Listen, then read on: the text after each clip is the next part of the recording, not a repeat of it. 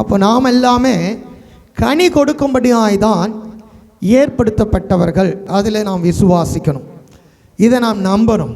இது கர்த்தருடைய வார்த்தை. இது என்னதுங்க? கர்த்தருடைய வார்த்தை. இந்த கர்த்தருடைய வார்த்தையை நாம் நம்புகிறவர்களாக இருக்க வேண்டும். இரண்டாவதாக, கனியற்ற வாழ்க்கை நமக்குள்ளே உருவாகக்கூடிய சூழ்நிலை வரும் பொழுது என்ன செய்ய வேண்டும்? அவைகளை நாம் கடிந்து கொள்ள வேண்டும் என்று பார்த்தோம். இப்போ சரீரம் ஆரோக்கியமாக இருக்குது. இது ஆரோக்கியமான சரீரத்தில் சில நேரத்தில் தலைவலி வருது, ஜலதோஷம் வருகிறது, சரீரத்தில் சில உடல்நிலை பாதிக்கப்படுகிறது. நம்ம என்ன செய்கிறோம்? அப்படியே விட்டுறோமா? என்ன செய்கிறோம்? அதுக்கான மருந்து மாத்திரையை எடுக்கிறோம். அது மாதிரி தான் ஆவிக்குரிய வாழ்க்கையிலும் ஆவிக்குரிய சில நோய்கள் தாக்கும். கனி தராதபடி, நாம் ஆண்டவரை மகிமைப்படுத்தக்கூடாதபடி சில ஆவிக்குரிய பலவீனங்கள் ஆவிக்குரிய வாழ்க்கையில் தாக்கும் பொழுது அதுக்கு சரியான என்ன செய்யணும்? தேவனுடைய வார்த்தையாகிய மருந்தை உட்கொண்டு நம்மை குணமாக்கி கொள்ள வேண்டும். ரெண்டாவது, நம்மை தேடி வருகிற பொல்லாத உபதேசங்களை குறித்து எச்சரிக்கையாய் இருக்க வேண்டும் என்கிற காரியங்களை நாம் பார்த்தோம். அதில் கடந்த வாரத்தில் நாம் தெளிவாய் கண்டது, நாம் நிச்சயமாய் கனி கொடுக்க தான் தெரிந்து கொள்ளப்பட்டிருக்கிறோம். நாம் கனி கொடுக்கும்படியாய் தான் கர்த்தர் நம்மை ஏற்படுத்தியிருக்கிறார். எப்படி ஏற்படுத்தியிருக்கிறார்? புதிய உடன்படிக்கையில் அவருடைய சரீரத்தில் அவருக்குள்ளே நிலைத்திருக்கத்தக்கதாக ஏற்படுத்தியிருக்கிறார். அதுதான் அந்த உறவு. நானே திராட்சை செடி, நீங்கள் கொடிகள், ஒருவன் என்னிலும் அவன் மிகுந்த கனி. இந்த உறவு அவருடைய சரீரத்திலே நாம் அவயங்களாய் அவருக்குள்ளே நிலைத்திருக்கக்கூடிய புதிய உடன்படிக்கையின் மூலம் நம்மை தேவன் ஏற்படுத்தியிருக்கிறார். நாம் கனி கொடுக்கத்தக்கதாய். இந்த கனி கொடுக்கிற வாழ்க்கையில் கொஞ்சம் பிரச்சனைகள் வரும். முதலாவது, நாம் அதை அறிந்திருக்கிறோம். ஏன் நம்முடைய வாழ்க்கையில் கனி கொடுக்கறதுல கொஞ்சம் பிரச்சனை வருதுன்னா, பழைய மனுஷனாகிய நாம் எப்படிப்பட்ட ஒரு கனியை முதலாவது புசித்திருக்கிறோம்? நன்மை தீமை அறிகிற கனியை புசித்திருக்கிறோம். அப்போது ரெண்டுமே நமக்குள்ளே என்ன செய்து கிரியை செய்து கொண்டிருக்கிறது. ஆனால் புதிய மனுஷனாய் மாற்றப்படும் பொழுது முற்றிலுமாய் நம்முடைய கனி ஆவியின் கனி எனப்படுகிறது. என்னப்படுகிறது? அப்போ புதிய மனுஷனுக்குரிய பிந்தின ஆதாமாகிய புதிய மனுஷனுக்குள்ளே உள்ளான மனிதன் வாழ்கிறான். ஆனால் இந்த சரீரத்தில் நாம் இருக்கும் பொழுது சில போராட்டங்கள், சில தடைகள் இந்த கனி உள்ள வாழ்க்கைக்கு எதிராக வரும். பொதுவாக ஒரு பழமொழி சொல்லுவாங்க, கனி உள்ள மரம் தான் கல்லடி போடும். கேள்விப்பட்டிருக்கீங்களா? ஏன்? அந்த கனியை பறித்து விட வேண்டும். இப்படிப்பட்ட ஒரு சூழல் வரும் பொழுது நாம் அதற்கு வேண்டிய சரியான மருந்தை அல்லது சரியான ட்ரீட்மெண்ட் எடுக்கணும், ஆரோக்கியம் அடையணும். அதுக்கு எந்த டாக்டர்கிட்ட போக முடியும்? ஆவிக்குரிய வாழ்க்கைக்கு வேத வசனம் என்கிற இந்த மருந்து தான் நம்ம என்ன செய்யும்? ஆரோக்கியப்படுத்தும். அப்போது தேவனுக்கு பிரியமானது என்ன, தேவனுக்கு பிரியம் இல்லாதது என்ன என்பதை அறிந்து அதை நம்முடைய வாழ்க்கையில் அனுமதிக்காமல் நாம் வாழ தொடங்கும் பொழுது உள்ளான மனிதன் ஆவியின் கனி நம்முடைய வாழ்க்கையில் நிலைத்திருக்கக்கூடியதாக இருக்கிறது என்று வேதம் சொல்லுகிறது. எபேசிய புத்தகம் 5ஆம் அதிகாரம் 11ஆம் வசனம், உடன்படாமல் அவைகளை கடிந்து கொள்ளுங்கள். அப்போ நாம் கடிந்து கொள்ள வேண்டும் என்றால் கர்த்தருக்கு பிரியமானது என்னது என்பதை முதலாவது அறிய வேண்டும். 10ஆம் வசனம் வாசிங்க. கர்த்தருக்கு பிரியமானது, கர்த்தருக்கு பிரியமானது என்னதென்று நீங்கள் சோதித்து பாருங்கள், என்னதென்று நீங்கள் சோதித்து பாருங்கள். கனியற்ற அந்தகார கிரியைகளுக்கு உடன்படாமல், கனியற்ற அந்தகார கிரியைகளுக்கு உடன்படாமல் அவைகளை கடிந்து கொள்ளுங்கள், அவைகளை கடிந்து கொள்ளுங்கள். அப்போ இந்த கால வேளையில் ஆவிக்குரிய வாழ்க்கையில் அல்லது பக்திக்குரிய வாழ்க்கையில் சில சோர்வுகள், சில வியாதிகள் அந்த நல்ல குணாதிசயத்தை, நம்முடைய பக்தியை, நம்முடைய விசுவாசத்தை, நம்முடைய ஆவிக்குரிய ஒழுங்குகளை, ஆவிக்குரிய சிந்தையை, ஆவிக்குரிய உணர்வை பாதிக்கக்கூடியதாக எழும்புகிற வேளையில் அவைகளை சரிப்படுத்த தேவனுடைய வார்த்தை என்கிற உபதேசமாகிய மருந்தை நாம் நம்முடைய உள்ளான மனிதனுக்கு கொடுக்க வேண்டியவர்களாக இருக்கிறோம்.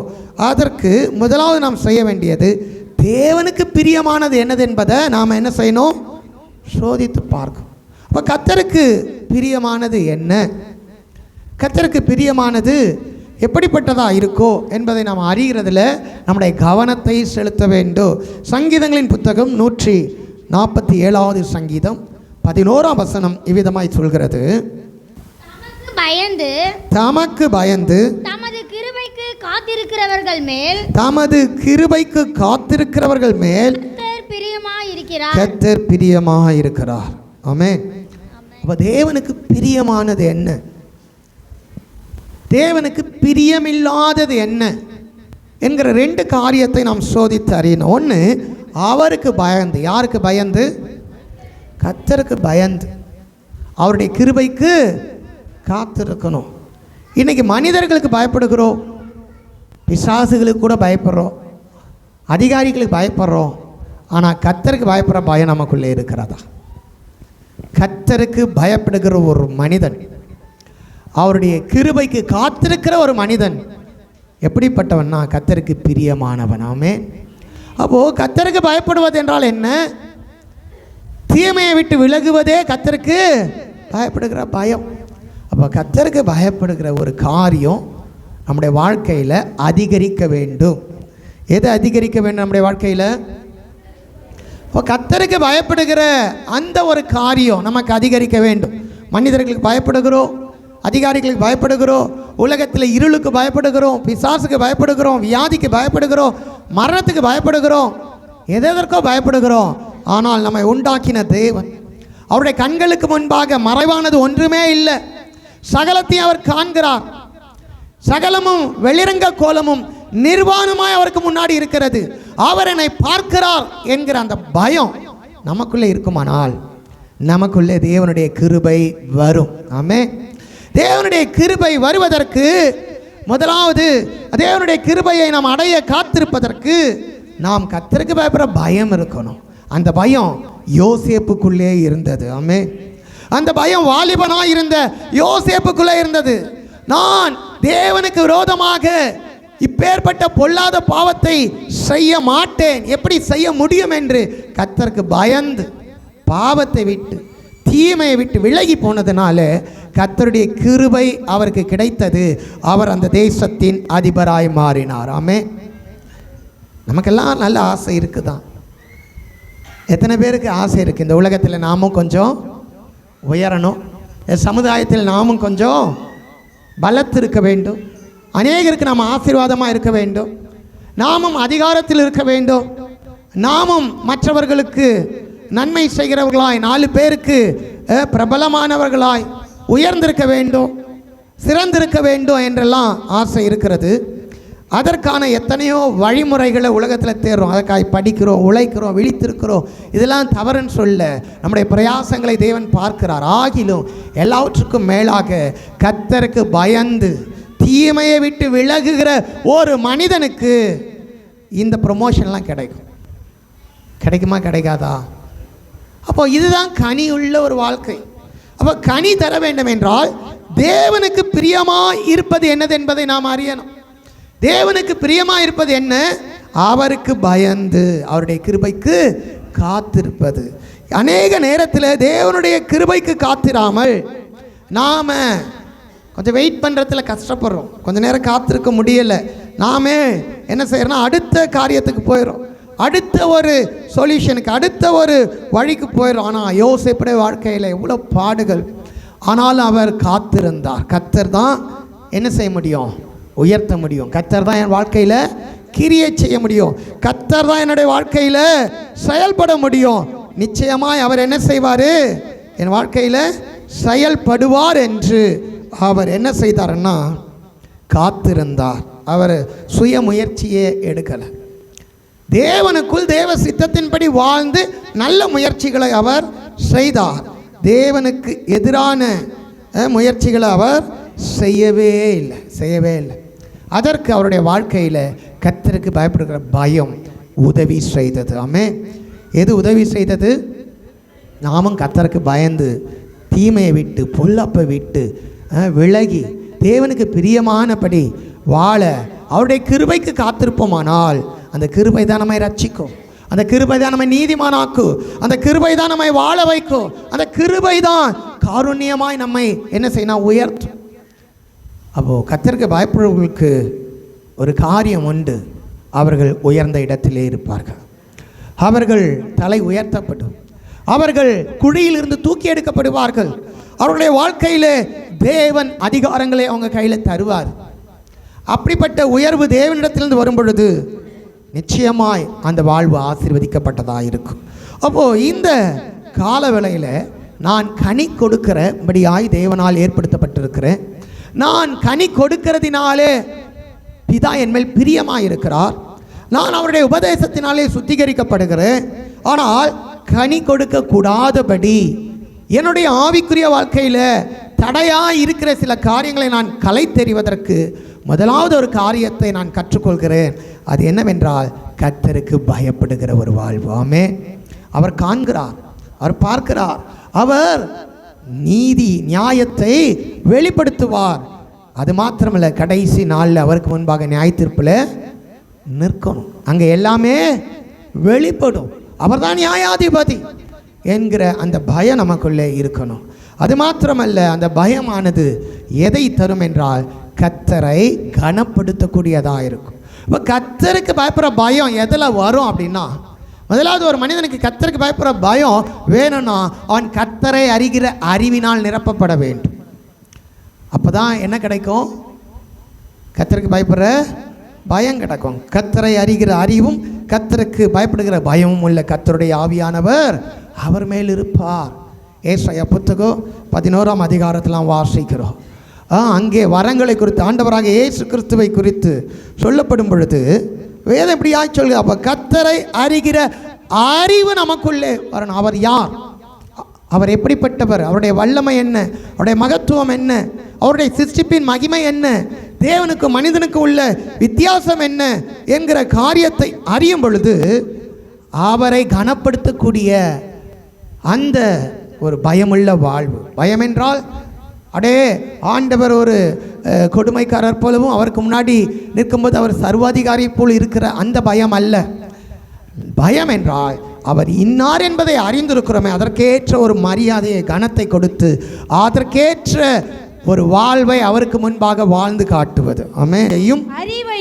அறிவையும் கர்த்தருக்கு பயப்படுகிற பயத்தை அருளும் ஆவியும் ஆகிய, கர்த்தருக்கு பயப்படுகிற பயத்தையும் அருளுகிற ஆவியுமாகிய கர்த்தருடைய ஆவியானவர் அவர் மேல் தங்கி இருப்பார். கர்த்தருடைய பரிசுத்த நாமத்திற்கு மகிமை உண்டாவதாக. அவர் மேலே மாத்திர இயேசு கிறிஸ்துவின் மீது அன்றைக்கு தங்கியிருந்தவர் இன்றைக்கு நமக்குள்ளே வாசம் செய்கிற தேவாவியானவர். ஆமென். அவர்தான் நமக்கு தலையாக இருக்கிறார். அவர்தான் அபிஷேகம் பண்ணப்பட்டார். அபிஷேகம் என்பது ஒரு மனிதனுடைய சிரசிலே ஊற்றப்படுகிற நல்ல தைலமாக இருக்கிறது. அது ஒரு வேலைக்காக பணி நியமனம் செய்வது. அபிஷேகம் என்றால் நம்ம கடந்த வாரத்துக்கு முந்தின நாட்களில் பார்த்தோம். கிறிஸ்து என்றால் அபிஷேகம் பண்ணப்பட்டவர். அபிஷேகம் பண்ணப்படுதல் என்றால் என்ன, தேவன் குறித்த ஒரு வேலையை செய்து முடிக்க அந்த பணி நியமனம், அந்த அதிகாரத்தை கொடுப்பது. அப்போ அந்த கிறிஸ்து அபிஷேகம் பண்ணப்பட்டவர் இன்றைக்கு நமக்கு தலையாக இருக்கிறார். அவர் சிரத்திலிருந்து வருகிற அந்த அபிஷேகத்தின் வல்லமை, அந்த ஆவியானவர் சரீரமாகிய நமக்குள் வாசம் செய்கிறார். நாம் தேவனுடைய ஆலயமாக இருக்கிறோம். அப்போ இந்த ஆவியானவர் தான் கர்த்தரை அறிகிற அறிவை நமக்கு தருகிறவராக இருக்கிறார். நம்ம சுய அறிவை கொண்டு வேதத்தை படித்து கர்த்தரை அறிய முடியாது. தேவனுடைய ஆழங்களை ஆராய்ந்து அறிந்திருக்கிறவர், தேவனுடைய ஆழங்களை நமக்கு வெளிப்படுத்துகிற கர்த்தருடைய ஆவியானவர் நமக்குள் இருந்து இந்த வேதத்தை நமக்கு சொல்லித்தர வேண்டும். இந்த வேதத்தின் ரகசியங்களை நமக்கு வெளிப்படுத்தும் பொழுது அவர் இன்னார் என்பதை அறிகிற அறிவோடு கூட அதற்கேற்ற ஒரு கனத்தை, அதற்கேற்ற ஒரு மகிமையை அவருக்கு செலுத்தக்கூடிய வாழ்வை வாழ்கிறோமே, அதுதான் கர்த்தருக்கு பயப்படுகிற பயம். அப்போது தேவனுக்கு பிரியமாக இருப்பது என்னவென்றால் கர்த்தருக்கு பயப்படுகிற பயம். அவருக்கு பயந்து அவருடைய கிருபைக்கு காத்திருக்கிற அந்த வாழ்வு இருக்கிறது, அதுதான் அவருக்கு பிரியமானது. அப்போ நாம் கர்த்தருக்கு பயப்பட வேண்டும் என்றால் என்ன செய்ய வேண்டும்? முதலாவது அவரை அறிவதற்கு பரிசுத்த ஆவியானவர் நமக்கு உதவி செய்ய வேண்டும். அப்போ இதெல்லாம் நமக்குள்ளே வரும் பொழுது நம்முடைய ஆவிக்குரிய வாழ்க்கையில் கனியற்று இருக்கிற அந்தகாரமான மறைவான பழைய மனுஷனுடைய அந்த கிரியைகள் அழிக்கப்பட்டு நாம் கனி கொடுப்பதில் வீணாகாதபடி நமக்கு உதவி செய்யக்கூடியதாக இருக்கிறது. இன்னும் வேதம் அழகாய் சொல்லுகிறது. 2 பேதுருவின் புத்தகம் 1ஆம் அதிகாரம் 5ஆம் வசனத்திலிருந்து நாம் வாசிக்கலாம். இப்படி இருக்க நீங்கள் அதிக ஜாக்கிரதை உடையவர்களாய் உங்கள் விசுவாசத்தோடு தைரியத்தையும் ஞானத்தோடு இச்சை அடக்கத்தோடு பொறுமையோடு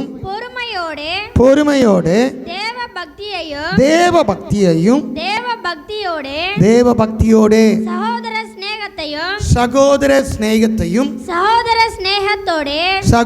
சிநேகத்தோடு அன்பையும் கூட்டி வழங்குங்கள். வாசிங்க.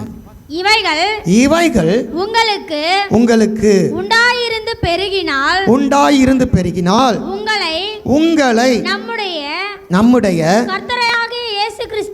கர்த்தராகிய இயேசு கிறிஸ்துவை அறிகிற அறிவிலே வீணரும் கனியற்றவர்களுமாய் இருக்க ஒட்டாது. தேவன் நம்மை தெரிந்து கொண்ட நோக்கம் நாம் கனி கொடுக்கணும், அந்த கனி நிலைத்திருக்கணும். ஆனால் கனி தருகிற வாழ்க்கையில் சில பாதிப்புகள், ஆவிக்குரிய வாழ்க்கையில் ஆவிக்குரிய மனுஷனுக்கு சில நோய்கள் கனியை தாக்கக்கூடியது, மரத்தை தாக்கக்கூடியது போல நம்முடைய ஆவிக்குரிய வாழ்க்கையில் தாக்குகிற சில வியாதிகள் வரும் பொழுது அதற்கு என்ன செய்யணும்? மருந்து போடணும், அதை ஒழுங்குபடுத்தணும். அப்படிப்பட்ட பூச்சிகள், அப்படிப்பட்ட வியாதிகளை நீக்கி பராமரிப்பது பொழுது அந்த மரமானது நல்ல கனிகளை தருகிறது போல ஆவிக்குரிய வாழ்க்கையில் நாம் செய்ய வேண்டிய சில காரியங்களை வேதம் சொல்லுது. முதலாவது, நாம் கர்த்தருக்கு பிரியமானது என்னது என்பதை அறியணும். கர்த்தருக்கு பிரியமானது என்ன? அவருக்கு பயந்து அவருடைய கிருபைக்கு காத்திருப்பது. அவருக்கு பயப்படுற பயம் எப்போ நம்முடைய வாழ்க்கையில் வரும்? அவரை அறிகிற அறிவிலே நிரப்பப்படும் பொழுது. எப்போ வரும்? அவர் இன்னார் என்பதை நாம் அறியும் பொழுது தான் நமக்கு அந்த பயம் வரும். அப்போ தான் அந்த தேவனுக்கு வேண்டிய அந்த மகிமையை நாம் தரும். அந்த அறிவு சங்கீதக்காரனுக்கு உண்டான பொழுது அவர் சொல்லுகிறார், மனுஷனை நீ நினைப்பதற்கும் மனுஷகுமாரனை நீர் அவன் ஏமாத்தும். அப்போ இந்த அறிவு நமக்கு வேணும். தேவன் யார்? அவருடைய படைப்பின் வல்லமை என்ன? அவர் எப்படிப்பட்டவர்? அவர் எப்படி இந்த சர்வலோகத்தையும் ஆளுகை செய்கிறார்? மனிதனை எப்படி உண்டாக்கினார்? மனுஷனுக்கு தேவனுக்கு உள்ள பெரிய வேறுபாடு என்ன? இவையெல்லாம் இருந்தும் மனிதனை அவர் நினைக்கிறார், விசாரிக்கிறார்னா அதுக்கு நம்ம ஏமாத்துறோம். இந்த அறிவு இருக்கிறத, இதுதான் தேவனுக்கு முன்பாக நம்மை தாழ்மைப்படுத்துகிறது. புறம்பான தாழ்மை அல்ல, மாயமான மனத்தாழ்மை அல்ல.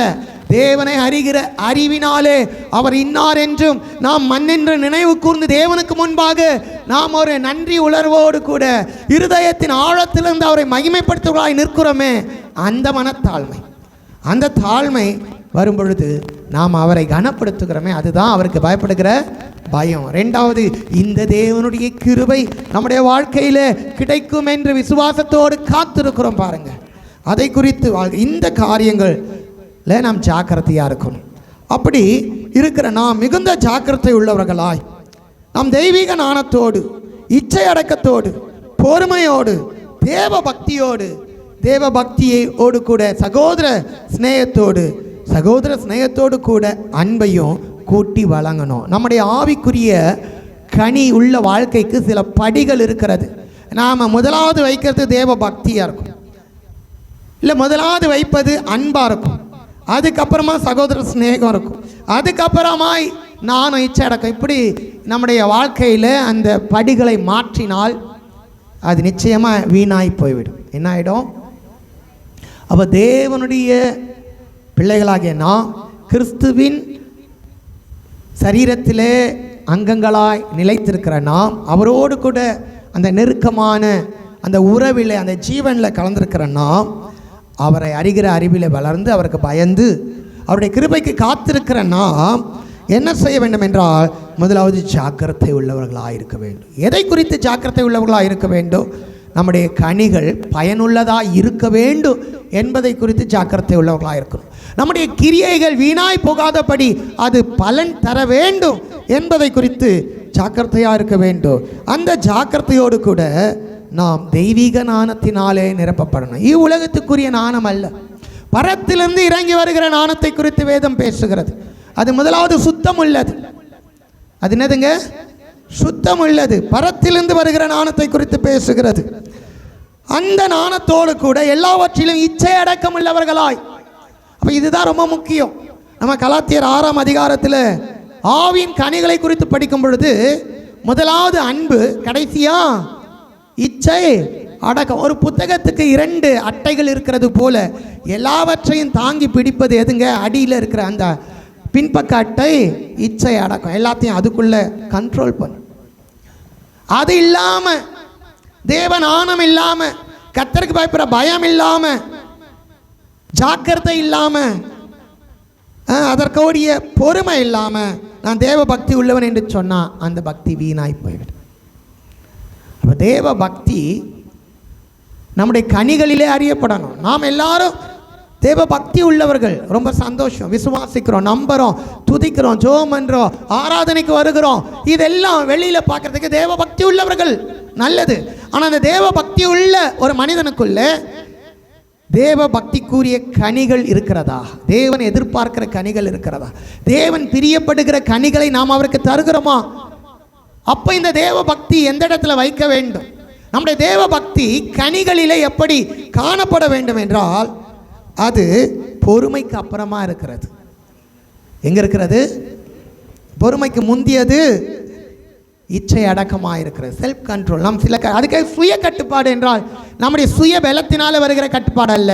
பரிசுத்த ஆவியானவர் நமக்குள் இருந்து நம்மை கட்டுப்படுத்தி நடத்துகிற காரியம்.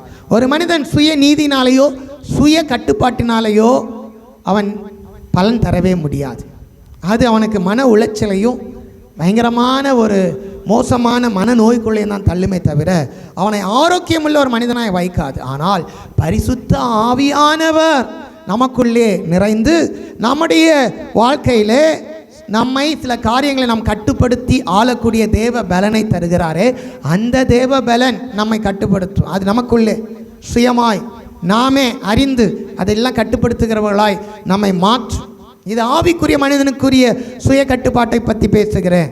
பூமியிலே தேவனை அறியாத மனிதர்கள் சொல்லுவாங்க, நாம் எல்லாத்தையும் கண்ட்ரோல் பண்ணி கட்டுப்படுத்தி கட்டுப்பாடா இருக்கிற அது மன உளைச்சலுக்குள்ளே கொண்டு வரும். சில நேரத்தில் அது நம்மை அழித்துவிடும். அது நமக்கு நீதியை கொண்டு வராது. அது சில நேரத்தில் தற்கொலைக்குள்ளேயும் மரணத்துக்குள்ளேயும் கொண்டு போய்விடும். ஆனால் பரிசுத்த ஆவியானவரால் ஆவிக்குரிய மனிதன் இந்த பிரமாண மனுஷனை கட்டுப்படுத்தி வாழ்கிற அந்த வாழ்க்கையை குறித்து நான் பேசுகிறேன். நம்முடைய ஆவியினாலே சரீரத்தின் இச்சைகளை நாம் ஒழிக்க முடியும். அந்த கட்டுப்பாடு ஆவிக்குரிய உள்ளான மனிதன் புறம்பான மனிதனை கட்டுப்படுத்தி ஆளக்கூடிய தெய்வீக வல்லமையை குறித்து இந்த காலவெளியிலே நான் பேசிக்கொண்டிருக்கிறேன்.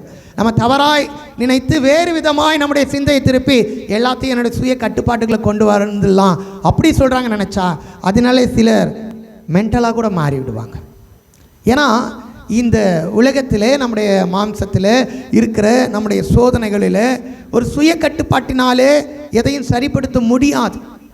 அது சில நேரத்தில் நமக்கு ஆபத்தாய் கொண்டு போய் விடும். ஆனால் ஆவியானவருடைய பலத்தோடு உள்ளான மனுஷன் இந்த புறம்பான மனுஷனை ஆளுகை செய்தால் அவன் அதை கட்டுப்படுத்தி ஆள முடியும். அப்படிப்பட்ட ஒரு தெய்வீக வல்லமையை குறித்து பேசு. ஏன்னா இந்த வசனத்துக்கு மேலே இருக்கிற பகுதிகள் அதை தான் சொல்லுகிறது.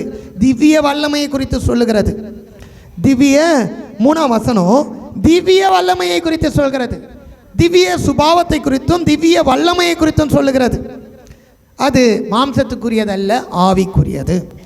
அப்போ இந்த காரியத்தில் நாம் கொஞ்சம் ஜாக்கிரதையாக இருக்கணும். அப்போது தேவனுடைய பக்தியை இந்த உலகத்தில் நாம் வெளிப்படுத்துவதற்கு கூட நமக்கு ஜாக்கிரதையும் நாணமும் இச்சை அடக்கமும் பொறுமையும் இருக்கணும். அதுதான் கர்த்தருடைய கிருபைக்கு காத்திருப்பது, பொறுமையும் இருக்கணும்.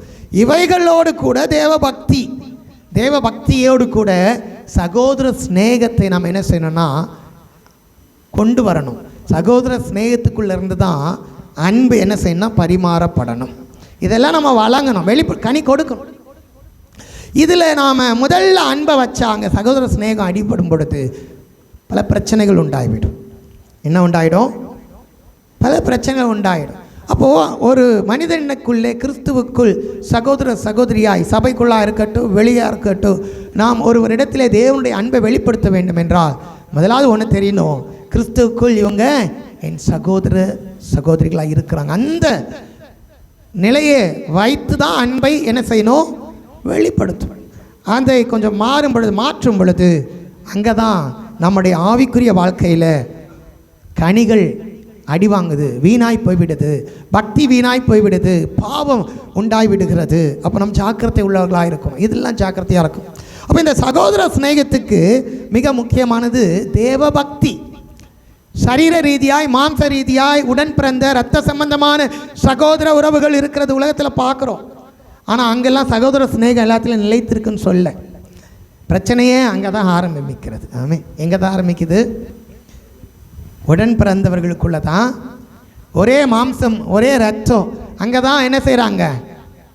பல பிரச்சனைகள் இருக்கிறது. சொத்துக்காக, சில உரிமைகளுக்காக, சில காரியங்களுக்காக அடித்துக்கொள்ள. அப்போ அங்கே எங்கே சகோதர சிநேகம் நிலைத்திருக்கிறது.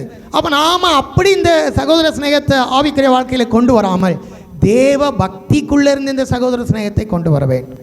அப்போ தேவ பக்தி நமக்கு என்ன தெரியுது? கிறிஸ்துவின்குள்ளாய் நாம் ஒரே அவயங்களாய் இருக்கிறோம்.